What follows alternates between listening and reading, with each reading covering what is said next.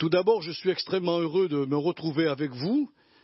Quand j'ai préparé cette deuxième étude sur la marche par la foi, j'étais un petit peu excité en moi pour vous exposer tout ce que j'avais découvert.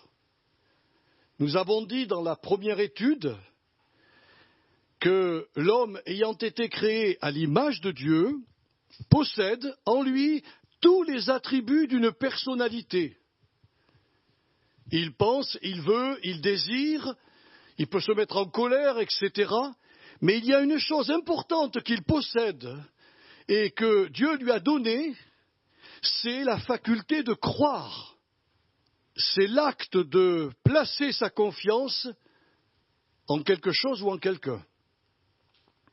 Cette faculté-là, nous l'avons tous reçue. Les gens qui sont dans le monde ont cette faculté-là. Mais ce que j'ai essayé de vous expliquer dans la première étude, c'est que cette faculté-là ne peut être excitée et stimulée à l'action qu'en fonction de la connaissance qu'elle reçoit. Cette connaissance, nous l'avons vu ensemble, elle peut être transmise par le cosmos, c'est-à-dire par le ciel étoilé, et ce que l'on entend aujourd'hui dans notre monde moderne, avec cette sonde qui est partie sur Mars, avec la technologie que l'on voit. Il y a un professeur qui disait, parce qu'il y a des gens qui sont excités, ils voudraient partir dans une fusée pour aller sur Mars.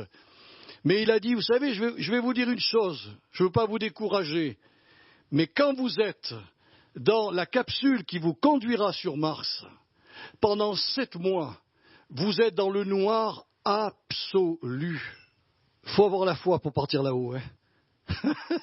Mais en tout cas, c'est la connaissance de Dieu et de sa grandeur peut nous être transmise par le ciel étoilé ou par les œuvres merveilleuses de la nature. Hein, même le chant des oiseaux ou l'apparition des oiseaux, quelque chose qui nous parle. Toutes ces choses nous révèlent la merveille de Dieu. Mais il y a aussi, on l'a vu ensemble, que Dieu, sachant que l'être humain, tordu comme il est capable de faire fi de la connaissance du cosmos comme de la connaissance des œuvres de la nature. Vous avez qu'à écouter les commentateurs, hein, quand on voit des belles vidéos sur la nature, ils vous diront mère nature, etc. Jamais ils prononceront le nom d'un créateur. Eh bien, Dieu savait cela et il a placé dans la conscience des êtres humains une loi qui s'appelle la loi naturelle de la bonne conduite. Et cette loi-là, elle est gravée dans la conscience humaine. N'a pas cette impression du bien et du mal. Et la conscience est là pour nous rappeler que, voilà, chaque fois qu'on fait ces actions-là, malheureusement, eh bien, on viole cette loi de la conscience, de la bonne conduite. Mais le Seigneur, nous l'avons vu en dernier, il peut exciter cette faculté de croire à travers la méditation de la Bible, à travers la prédication, l'enseignement, l'exhortation mutuelle, la prophétie et aussi le témoignage chrétien. Toutes ces choses sont des connaissances que Dieu permet pour activer notre faculté de croire. Et c'est pour cela qu'il y a des incroyants qui viennent dans des églises en disant « chez moi, je me suis converti ». Nous, en bons chrétiens évangéliques, on se dit « qu'est-ce que ça veut dire ça ?» Ben, ça veut dire qu'on peut se convertir sans un prédicateur. Le Seigneur peut convertir des gens, mais il a choisi ce moyen de la prédication qui est un moyen plus direct pour perturber, je dirais, les convictions des hommes et les amener à la foi chrétienne. Le fait important que je soulève devant vous ce matin, c'est que toutes les croyances, je voudrais vraiment que vous l'entendiez, mes frères et sœurs, mais que vous le compreniez. C'est de l'enseignement que je vous apporte, mais un enseignement que vous avez besoin, que j'ai besoin. Toutes les croyances existantes dans ce monde, dans ce bas monde, ont pour fondement une connaissance spécifique. C'est ainsi que la croyance bouddhiste est liée à un ensemble de concepts mythologiques et philosophiques. Leur foi est fixée sur ces choses-là. C'est ainsi que la croyance musulmane est liée aux enseignements du prophète Muhammad, que la croyance juive est liée au Pentateuque de Moïse, c'est-à-dire aux 5 livres, aux 5 premiers livres de la Bible, que la croyance catholique est liée aux divers dogmes et traditions des divers papes. Et je rajouterai des mystiques qui ont eu des rêves un peu spéciaux et qui les ont transmis à leur communauté et en ont fait une idéologie presque, un dogme. La foi catholique est liée à tout ce que les papes ont sorti. Alors ils prennent aussi la Bible. La Bible, dans le monde catholique, elle est crue comme étant une parole qui nous a été donnée il y a très longtemps, mais qu'aujourd'hui, au travers des différents papes, eh bien, cette parole, on peut en rajouter. La foi catholique repose là-dessus, mes frères et sœurs. La foi protestante, la croyance protestante, est liée aux écrits et aux expériences des réformateurs tels que Luther et Calvin. C'est les 2 principaux. Mais la foi protestante, elle est née de l'expérience de ces gens-là et de leur retour à la Bible. Je vous dirais aussi que la foi ou la croyance occulte est liée aux enseignements des spirites avec leurs livres de magie et de sorcellerie. Ces bouquins-là transmettent à leurs adeptes une connaissance pour que leur foi soit activée, mais en fonction de cette connaissance. Il faut bien que ça soit clair. Nous fonctionnons comme cela. Et j'ai ajouté que la croyance ou la foi évangélique est liée aux enseignements de Jésus et aux doctrines apostoliques. J'ai ajouté aussi cette note, même ceux qui se proclament athées sont liés à leur propre philosophie de vie et sont donc des croyants comme les autres hommes, mais à leur manière. Quand quelqu'un vous dit « moi je suis un athée profond », eh bien c'est un croyant dans son athéisme. L'être humain est un croyant, il est un religieux au fond de son âme. Mais il ne faut pas prendre n'importe quelle croyance parce qu'elle ne vous conduira pas au ciel. J'ai entendu une amie qui m'a dit cela, on parlait ensemble, gentiment, du ciel, et elle m'a dit « moi je crois que toutes les religions ressemblent à une montagne. Et il y a des chemins qui gravissent la montagne. Et nous arrivons tous au même point final, c'est-à-dire Dieu. » Et j'ai été obligé de lui dire que cette croyance-là, elle est fausse, elle est mensongère, elle est diabolique. Et elle m'a dit, mais pourquoi tu rejetterais toutes les religions? Je lui ai dit, je ne les rejette pas. Il y a certainement quelque chose de bon à la base. Mais Jésus l'a dit, je suis la porte du ciel. Nul ne rentrera au ciel que par moi.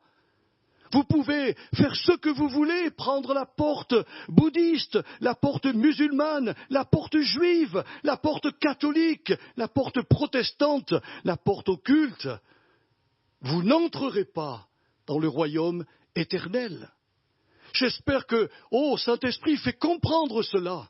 Notre foi est liée à ce que nous croyons.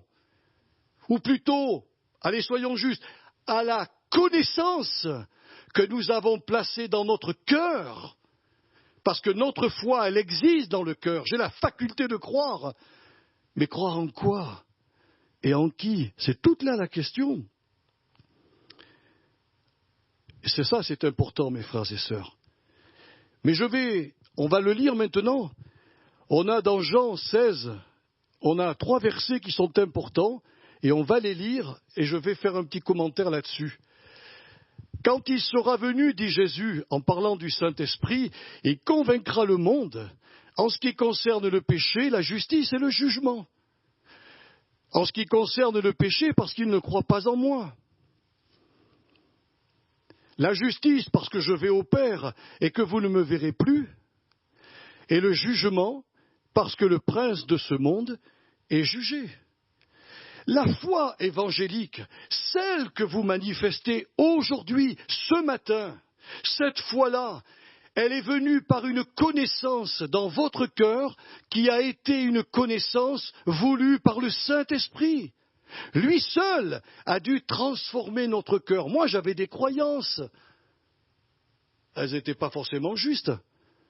Et j'étais accroché, même à ma philosophie de vie. Je ne croyais pas en Dieu pour ma part personnelle, mais je croyais en moi. Je croyais à ma vision personnelle des choses, à ce que j'allais faire. Je me suis dit, ça c'est vraiment le plus important dans ma vie.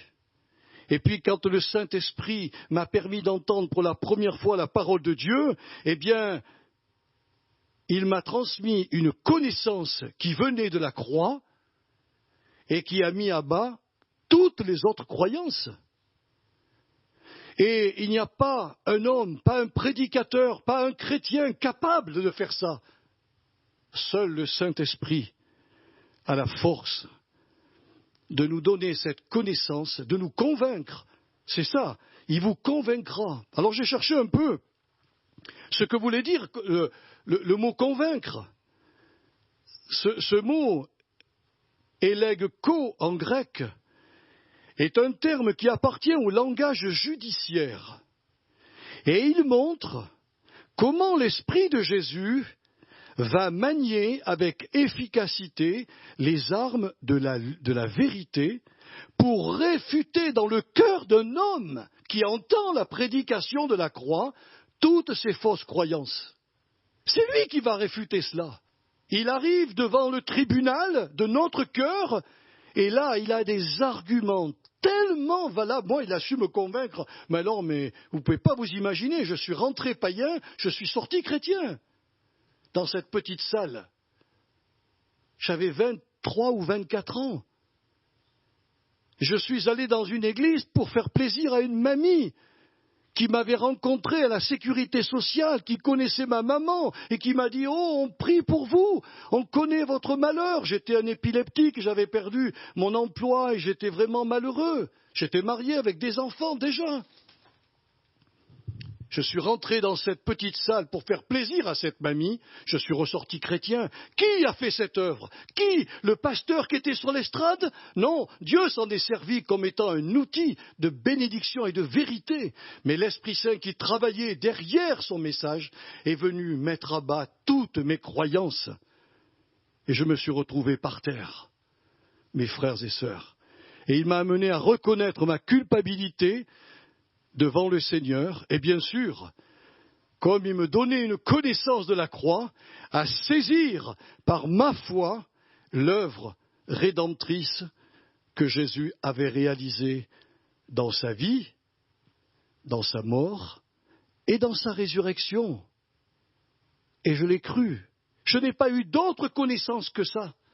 Mais ça a suffi pour que je passe des ténèbres à la lumière, de la puissance de Satan à la puissance de Dieu.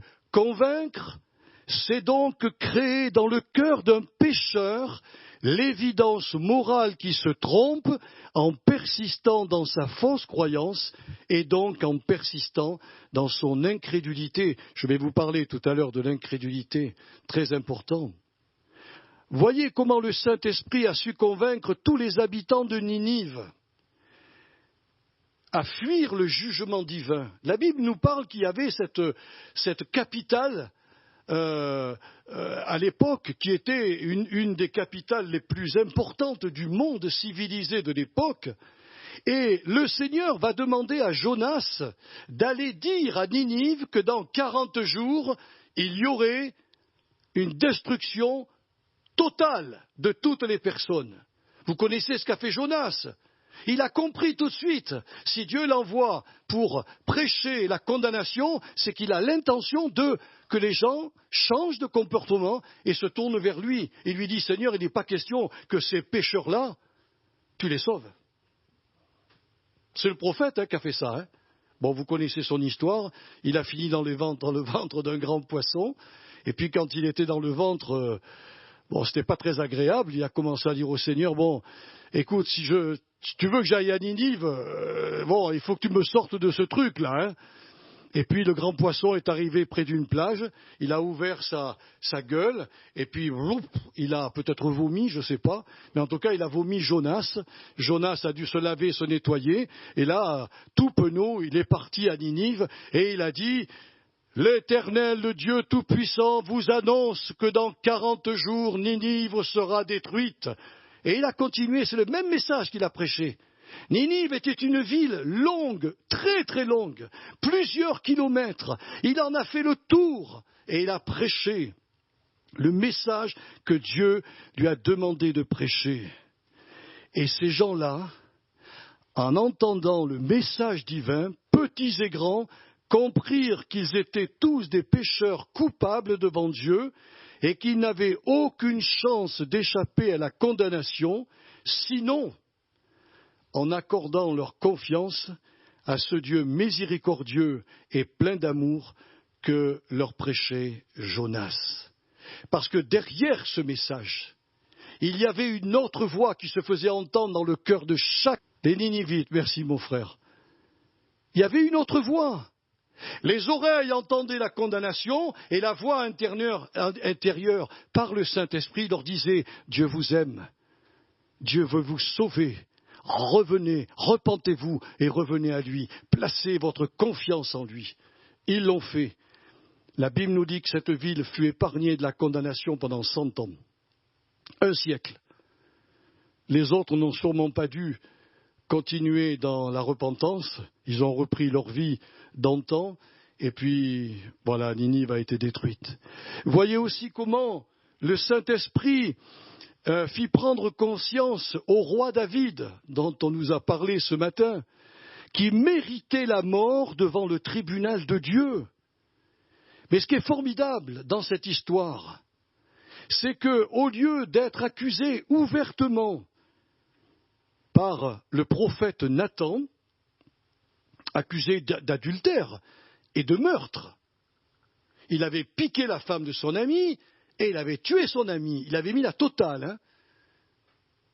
Pour que ce roi soit convaincu, parce que lui, dans sa tête, il croyait qu'étant roi, il avait droit de vie et de mort sur quiconque, alors qu'il était simplement établi pour être la voix de Dieu sur Israël, et paître Israël comme un bon berger.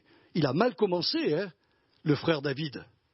Alors Dieu lui envoie Nathan, et il va remplir Nathan d'une habileté particulière pour convaincre le roi. Il va lui expliquer dans une petite parabole qu'un grand propriétaire, un très riche propriétaire, qui avait des troupeaux à ne plus savoir que faire, et allait voler la brebis d'un pauvre propriétaire qui n'avait qu'une seule brebis. Une seule.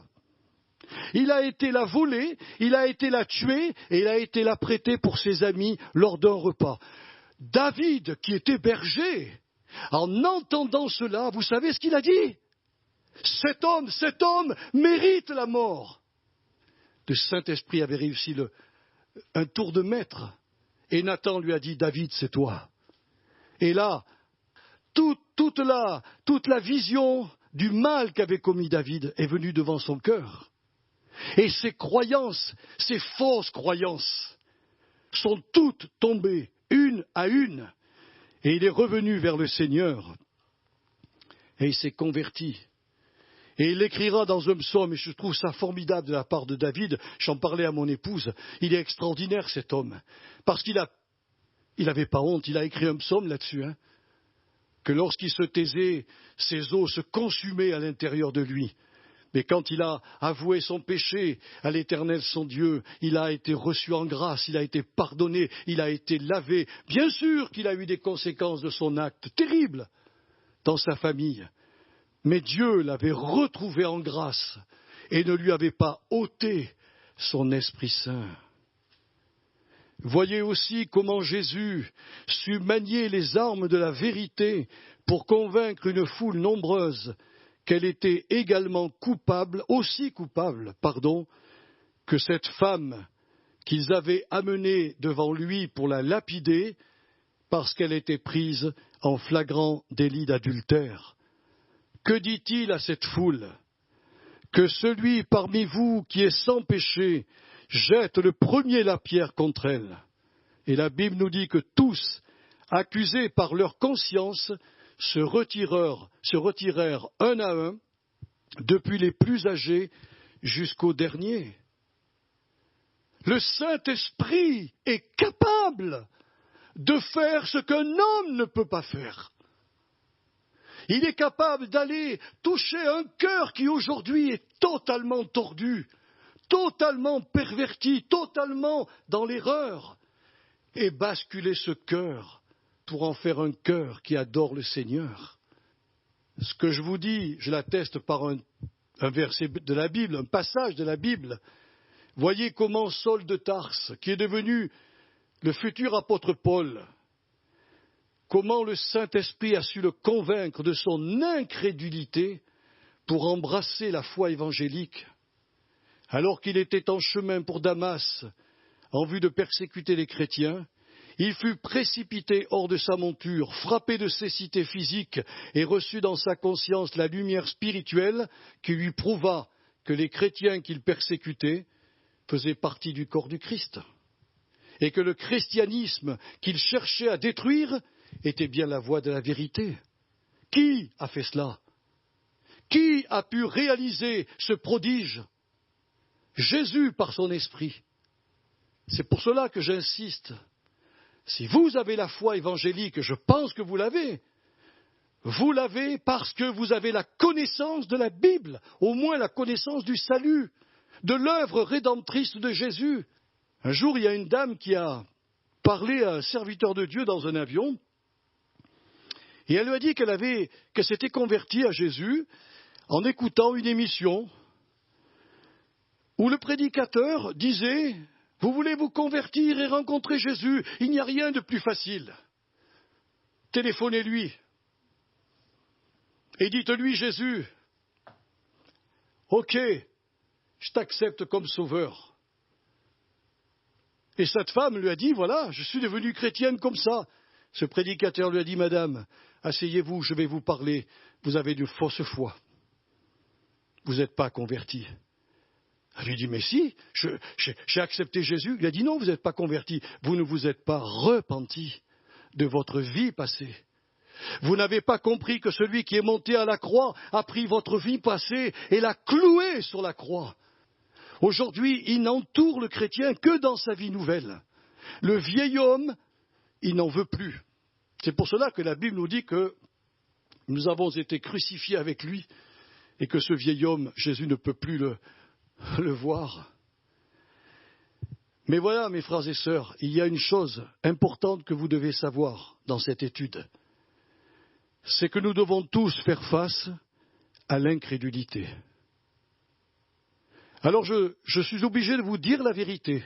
Je suis allé chercher dans le texte original ce que veut dire incrédulité. Parce que dans le dictionnaire français, c'est pas du tout pareil.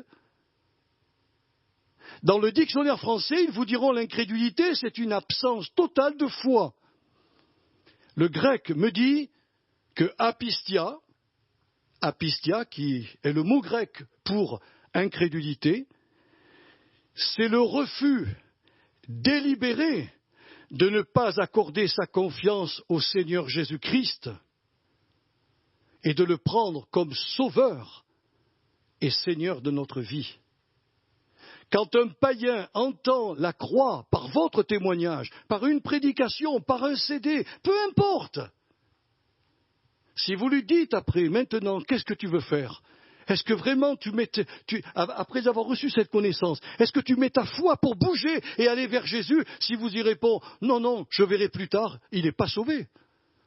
Il n'est pas sauvé, il est incrédule. Il refuse de libérer cette foi qui vient d'avoir cette connaissance pour le pousser vers le Sauveur. Il refuse de la mettre en œuvre. Dieu ne condamnera personne, je vous l'ai déjà dit, je crois dans le premier message, pour manque de foi. Il les condamnera pour l'incrédulité. C'est tout, hein. Jésus a dit, c'est pas moi qui vous condamnerai, c'est la parole qui vous condamnera. La parole reçue, vous la rejetez. Elle vous condamnera. L'incrédulité fit pour la première fois son apparition dans le ciel, lorsque Lucifer, qui était un chérubin brillant et protecteur, refusa d'obéir à la parole de Dieu, et à cause de ce refus, il devint le diable, l'adversaire qui s'oppose à tous les desseins du Créateur. Et non content d'être tombé, lui, dans cette incrédulité, il a parlé à tous les anges dont il avait la responsabilité. Il leur a dit que Dieu était mauvais et que Dieu n'avait fait d'eux que des robots et que lui, il allait leur donner quelque chose d'extraordinaire s'ils le suivaient. La Bible nous dit qu'un tiers des anges, a suivi Satan ou Lucifer. Et ils sont devenus instantanément, par leur incrédulité, au Dieu qui leur avait assigné un devoir, ils sont devenus instantanément des démons. Et pour qu'ils ne puissent pas se présenter sur la terre dans un corps, parce que les anges ont la possibilité de venir, peut-être que je prêche peut-être ce matin à un ange. Bon, je n'en sais rien. Peut-être qu'il y a un ange au milieu de nous qui est là depuis longtemps. J'en sais rien. Peu importe. Mais les démons ne peuvent plus prendre un corps. Le diable est invisible et les démons sont invisibles. On a leurs effets dans nos pensées et par leurs attaques qu'ils nous envoient. Mais Satan n'aime pas être seul dans l'incrédulité. Notre sœur l'a lu tout à l'heure dans Éphésiens. Nous étions des rebelles comme les autres. Ce qui veut dire que l'incrédulité est descendue dans le jardin d'Éden, a commencé à faire que nos premiers parents croient les paroles mensongères de Satan, anéantissant ainsi la foi et la confiance qu'ils avaient dans leur Créateur. Dieu leur avait parlé, je vous l'ai dit la semaine dernière, ils n'ont pas vu Dieu. Ils ont entendu la parole de Dieu qui leur a dit, ici vous pouvez faire ça, là vous ne pouvez pas faire ça, ici vous pouvez agir, vous pouvez dominer le monde entier, vous en avez l'autorité.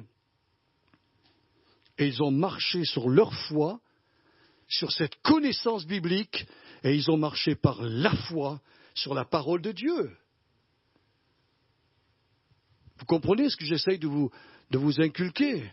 Mais quand Satan s'est présenté, ils ont délaissé la foi dans la parole de Dieu pour croire le mensonge de Satan. On ne peut pas avoir deux foi, c'est pas possible. Ma foi, elle est là ou elle est ailleurs. Si je crois en Jésus, je ne peux pas croire au diable. Je peux croire à l'existence du diable, mais je ne placerai pas ma foi dans le diable. Mais ceux qui placent leur foi dans le diable et dans le royaume des ténèbres sont incapables de placer leur foi en Jésus. C'est incompatible. Si je crois en Jésus, je crois plus au diable. Et si je crois au diable, je ne peux plus croire en Jésus. Vous voyez ? La Bible nous montre que le cœur humain ne peut pas faire ces choses-là. Mais vous savez que par voie génétique, l'humanité est née d'Adam et Ève. Nous sortons de l'humanité.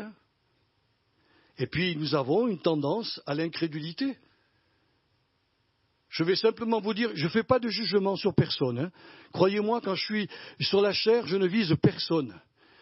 Est-ce que nous aimons le Seigneur ? Si vous me dites oui, je vais vous dire, est-ce que vous tenez au sérieux sa parole ? Qu'est-ce qu'il vous demande de faire dans sa parole ? Lisez et faites-le. Si vous ne le faites pas, vous êtes incrédule. Vous comprenez ce que je veux dire? Si vous comprenez ce que le Seigneur vous demande de faire et que vous ne le faites pas, vous êtes incrédule à sa parole. Nous devons croire toute la Bible et tout ce que... C'est la foi évangélique, hein. Je ne parle pas de la foi protestante, ni de la foi catholique, hein. Vous comprenez bien. Je parle de la foi évangélique qui s'appuie essentiellement sur les enseignements de Jésus dans les 4 évangiles et dans les doctrines apostoliques qui nous ont été laissées et transmises par les 12 apôtres. On a cet enseignement, et l'enseignement est clair. Je vous donne juste un exemple pour vous encourager.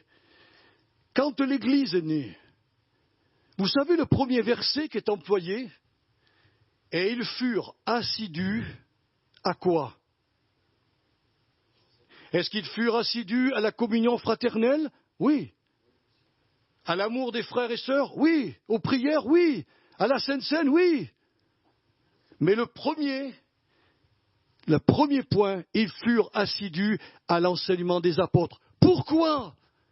Si vous comprenez mon message, pourquoi? Parce que l'enseignement venant dans le cœur permet à la foi, la vraie foi, de s'exprimer sur les paroles du Seigneur.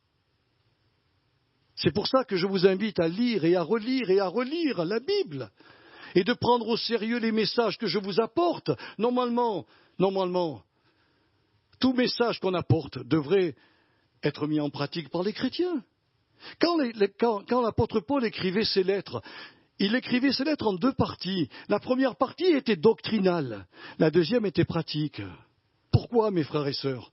Parce que s'il donnait la connaissance au cœur des chrétiens, c'était pour que leur foi se mette en œuvre et qu'ils pratiquent cette connaissance reçue.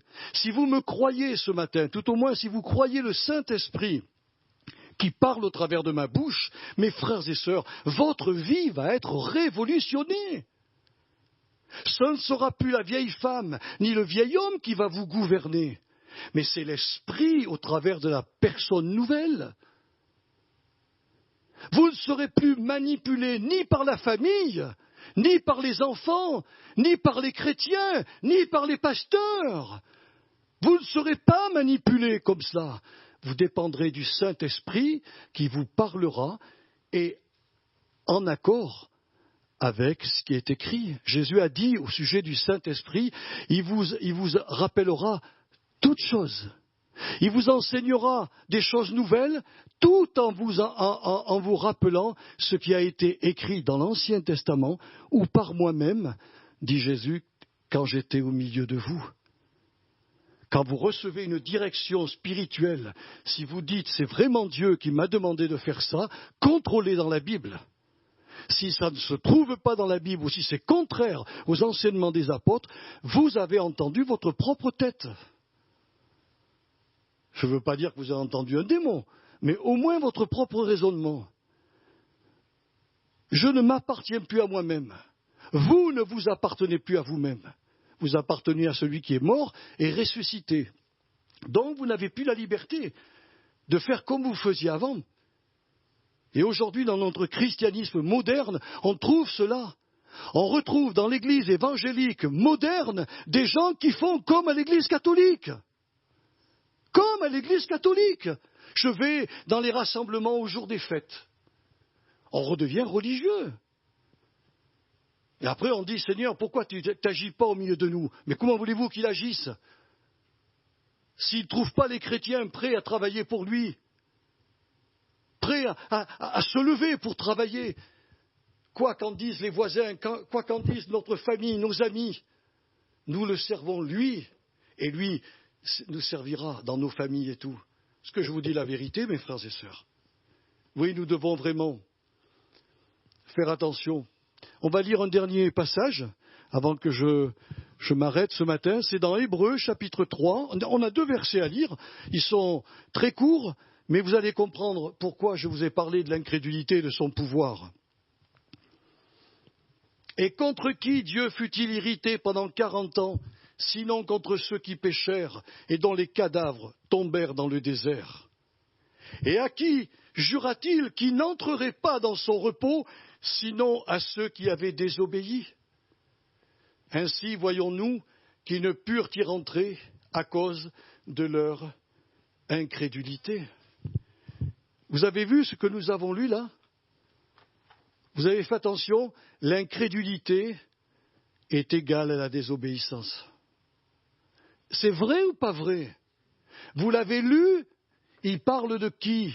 Des Juifs sortis d'Égypte sous l'égide de Moïse, qui avaient été délivrés du grand Pharaon, qui avaient vu tous les miracles qui se sont produits en Égypte, dont la nuée les accompagnait tous les jours. Elle était sur le tabernacle tous les jours, et la nuit elle éclairait. Ils le voyaient, le Dieu invisible, ils le voyaient au travers de la nuée. Et quand Dieu leur a dit, maintenant le moment est venu, j'ai été mettre à bas la couverture de tous ces peuples qui sont en Canaan, vous pouvez y rentrer et les vaincre. Deux disciples, 2 témoins, ou 2 espions, comme on veut les appeler, Josué et Caleb, ont encouragé le peuple à rentrer. Tous les autres ont dit, n'y rentrez pas, on va se faire manger. On a vu des géants. On a vu des villes fortifiées, on a vu des gens incroyables. Ils vont tous nous tuer. C'est de l'incrédulité. Dieu leur dit, vous pouvez y aller, j'ai tout réglé. Vous pouvez y aller, allez-y. Moi j'ai tout fait. Dans mon ciel, j'ai lié les puissances. Ces peuples vont mourir parce que je les exterminerai au travers vous. Ils ont refusé de le faire. Mes frères et sœurs, c'est de l'incrédulité. Mais il n'y a pas que.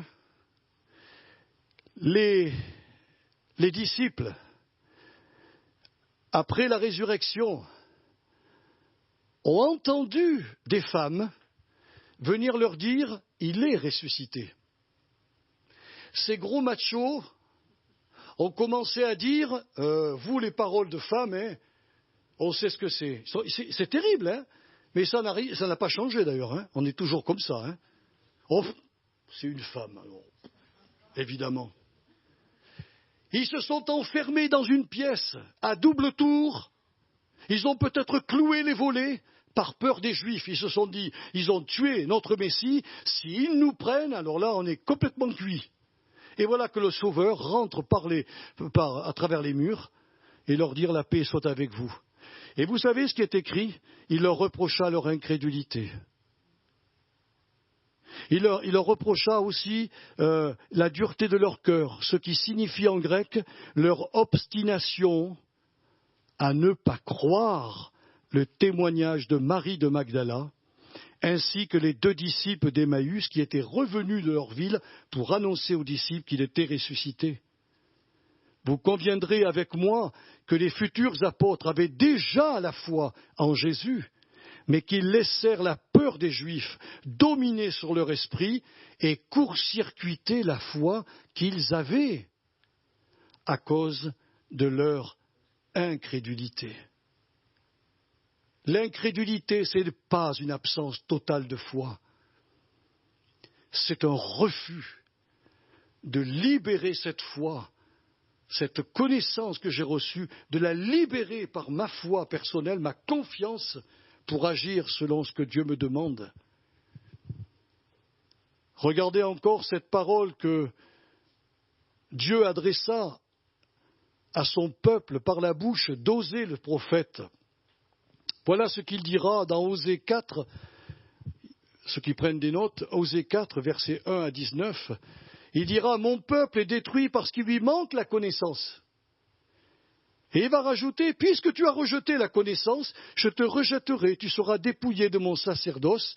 Puisque tu as oublié la loi de ton Dieu, j'oublierai aussi tes enfants. » Il faut que vous sachiez qu'à l'époque d'Osée, Dieu était en procès avec les Israélites, qui, après avoir reçu la connaissance de la vérité, rejetèrent cette connaissance pour commettre toutes sortes d'actions mauvaises. Et excusez-moi, quand je vais vous faire la liste de ces actions mauvaises, vous allez être sidérés. Il y avait de l'idolâtrie, bon, on sait. Mensonge, ok, on sait aussi. Parjure, mais il y avait assassinat. Vous relirez dans Osée 4, il y avait adultère, violence, esprit de prostitution, c'est-à-dire l'occultisme. Ils interrogeaient leur bâton. Le peuple de Dieu faire ça? Mes frères et sœurs, ils avaient rejeté par incrédulité la connaissance de Dieu. Ils avaient rejeté la bonté, la miséricorde et l'amour envers leurs propres frères et sœurs. Alors excusez-moi, nous sommes dans l'Église moderne, on parle d'amour, je t'aime, oui c'est bien, mais les actes prouvent la réalité de ma confession. S'il n'y a pas d'actes, c'est du pipeau, ça ne sert à rien. Et Dieu est en colère quand il voit cela. Parce que voyez-vous, quand Josué et Caleb ont donné cette parole au peuple, ils ne l'ont pas cru. Quand Osée donne cette parole au peuple, ils ne l'ont pas cru. Ils furent dans l'incrédulité. Oui, c'est le péché le plus néfaste, car à cause de lui, mes bien-aimés frères et sœurs, Jésus pleura sur Jérusalem, en voyant l'obstination de ses habitants à refuser de croire en lui. Dans Matthieu 23, verset 37, il dit « Jérusalem, Jérusalem, qui tue les prophètes et qui lapide ceux qui te sont envoyés. Combien de fois ai-je voulu rassembler tes enfants comme une poule rassemble ses poussins sous ses ailes, et vous ne l'avez pas voulu. » C'est de l'incrédulité. Il arrivait avec l'onction de son Père, prouvant qu'il était Dieu fait chair. Il a ressuscité des morts, il a arrêté la tempête. Qui peut faire ça, sinon le Dieu Tout-Puissant? Il a dit à la mer, arrête, calme-toi. Il passe à un moment donné sur un chemin, il y avait une pauvre veuve à Naïm. Son mari était déjà mort, elle perd son seul fils. Tout le cortège pleure, c'était un jeune homme. On ne sait pas de quoi il est mort. Jésus vient et lui dit à cette femme, « Oh, ne pleure plus, je vais moi te rendre ton fils. » Il prend la main du mort et lui dit, « Jeune homme, lève-toi. » Mais mes frères et sœurs, qui c'est qui fait ça? Le Fils de Dieu, Tout-Puissant. Les gens de Jérusalem l'ont vu et ils l'ont, par incrédulité, rejeté. Ils l'ont même crucifié.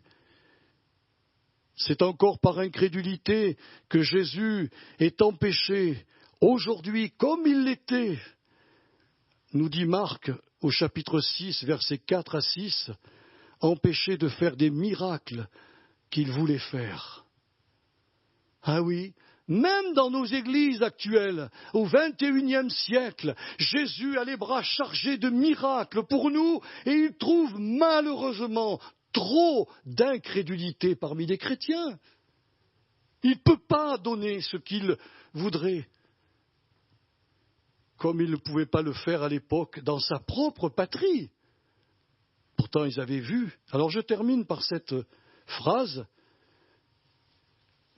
Ne laissez donc jamais, mes frères et sœurs, l'incrédulité dominer sur vos âmes.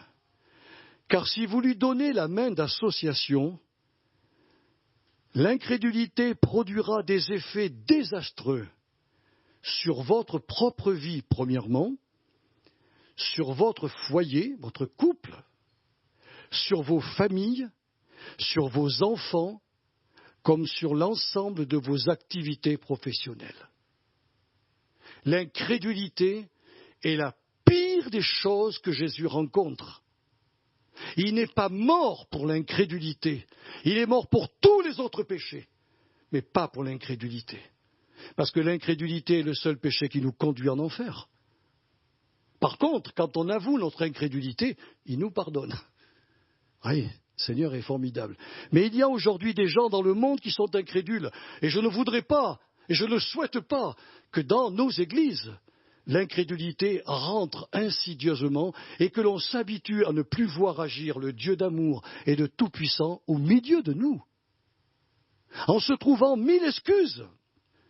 Alors j'espère que vous avez bien compris.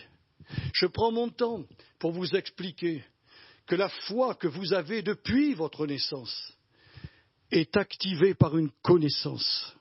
Si vous avez la foi évangélique, comme je le crois de tout mon cœur, c'est que vous avez reçu la connaissance de la mort, de l'ensevelissement et de la résurrection de Jésus. Et que maintenant que vous lui appartenez, Jésus a donné un signe à tous ceux qui veulent être disciples. Vous savez ce que c'est? Si quelqu'un veut venir après moi, qu'il renonce à lui-même, c'est-à-dire qu'il dise non à sa vieille nature qui revient sans cesse au galop, qui se charge de sa croix. Vous savez ce que ça veut dire, se charger de sa croix, et qu'il me suive. Il ne lui a pas dit, va dans une église où il y a de belles chorales, où il y a un prédicateur, mon pauvre ami, que quand il prêche, il t'enflamme le cœur. Ne va pas dans un endroit où tout le monde se met à crier. C'est pas ça que le Seigneur a dit. Il a dit, si tu veux être mon disciple, si tu veux m'appartenir, tu pourras choisir l'endroit après où tu vas t'épanouir. Mais en premier lieu, renonce à toi. Prends ta croix et suis-moi. C'est le seul chemin, mes frères et sœurs. Parce que comme vous le verrez dans les autres études que j'ai préparées et que je vous annoncerai, si vous avez cette foi de la Bible, le bras de Dieu descend et vient à votre secours. Oui, oui. Et même ceux qui ne reçoivent pas, je le disais à un frère ce matin, c'est écrit noir sur blanc, il y a des gens qui sont morts dans la foi sans avoir obtenu ce qui leur avait été promis. Mais la Bible nous dit qu'ils les ont vus et salués de loin. Oui, il y a des gens, des chrétiens, qui aujourd'hui meurent sans avoir la guérison de leur corps, ou la guérison, la délivrance qu'ils attendaient.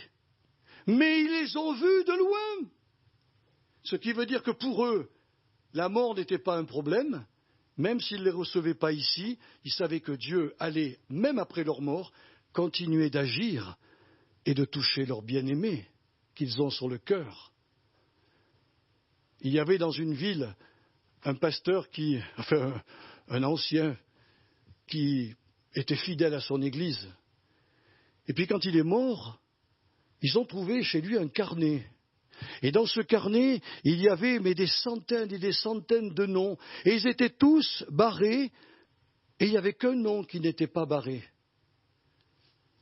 En fin de compte, on a découvert que cet homme était un intercesseur fidèle.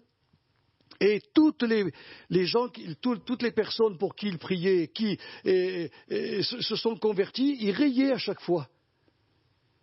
Et lors de ses obsèques, le dernier personnage qui n'avait pas pu rayer parce que le Seigneur n'était pas intervenu, lors de ses obsèques, ce personnage-là s'est converti. Le carnet de ce frère était rempli. Mes frères et sœurs, voilà un disciple. On se lève devant le Seigneur et on le remercie de tout notre cœur. Père, nous avons donné ce matin cet enseignement. Je dis nous parce que c'est le Saint-Esprit qui œuvre au travers de ma bouche, pour que tes enfants comprennent bien l'origine de la foi et comment s'exerce la foi. Mais on ne pouvait pas parler de la foi sans parler de l'incrédulité, ce péché grave à tes yeux qui court-circuite justement la foi. Père Saint, merci de ce que mes frères et mes sœurs ont entendu, que cette parole maintenant descende en profondeur dans leur cœur et puisse leur apporter d'autres révélations que je n'ai pas pu leur donner. Je te fais confiance, Seigneur. Tu as dit qu'il était important, dans les temps de la fin, d'enseigner la parole de Dieu, de l'instruire, comme Paul l'avait fait en son temps, où il avait enseigné tout le conseil de Dieu avant de partir. Je te remercie pour mes frères et mes sœurs qui m'écoutent, que ton esprit agisse en eux et que, avec la lecture de la Bible, ils reconnaissent que tout ce qui a été dit ce matin est vrai, est totalement vrai et est écrit dans la Bible. Je te remercie du courage que tu me donnes, de l'onction que tu me donnes et des résultats que nous allons voir dans le cœur de mes bien-aimés frères et sœurs à la suite de cet enseignement sur la marche par la foi. Que toute gloire, tout honneur te soit donné, ô notre Père, par Jésus, notre Sauveur.